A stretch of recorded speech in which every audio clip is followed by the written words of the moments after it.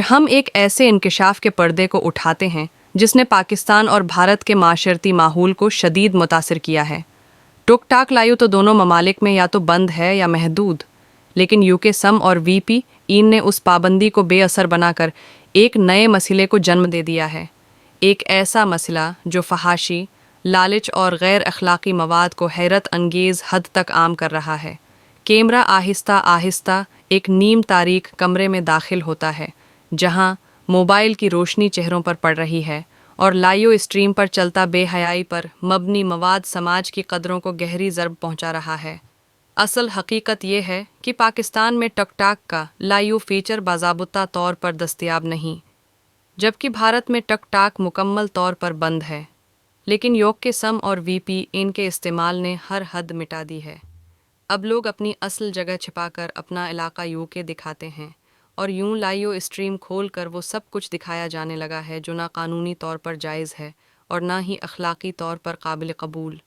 ایک طرف بے روزگاری اور مالی دباؤ، دوسری طرف ٹک ٹاک گفٹس اور ڈائمنڈز کا لالچ۔ یہی لالچ نوجوانوں کو ان حرکات کی طرف کھینچ رہا ہے جن کی وجہ سے خاندانی نظام، سماجی اقدار اور نوجوان نسل کا ذہنی توازن تک خطرے میں پڑ گیا ہے۔ کیمرہ قریب جاتا ہے، لڑکیاں اور لڑکے لائیو پر ایسے ناچ، اداکاریاں اور حرکات کرتے نظر آتے ہیں جنہیں دیکھ کر والدین پریشان، گھرانے بے سکون اور معاشرہ بے چینی کا شکار ہو رہا ہے۔ سب کی نظر صرف ویوز، ڈائمنڈز اور پیسوں پر ہے، اخلاقیات کہیں پیچھے رہ چکی ہیں۔ پاکستان میں والدین نے آواز بلند کی، بھارت میں بھی والدین بچوں کے مستقبل کے لیے فکر مند دکھائی دیتے ہیں۔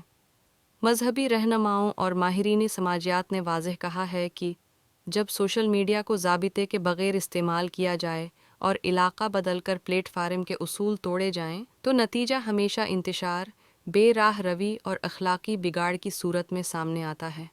گفٹس کی چمک، اسٹارز، لائنز، گیلیکسیز اور ان کے بدلے ملنے والی رقوم، یہی دولت وہ جال ہے جس میں نوجوان نسل تیزی سے پھنس رہی ہے۔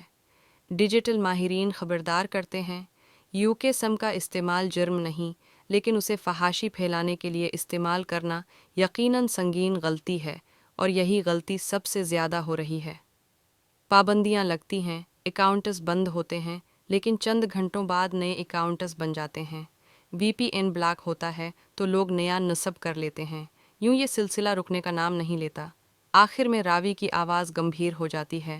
اگر ہم نے آج اپنی نسل کو سوشل میڈیا کے اس اندھیرے سے نہ بچایا تو کل ان کی زندگیاں اسکرین کی روشنی میں جل کر راکھ ہو جائیں گی اور ہم کچھ نہ کر پائیں گے۔ اس کے بعد اسکرین سیاہ ہو جاتی ہے اور عنوان ابھرتا ہے،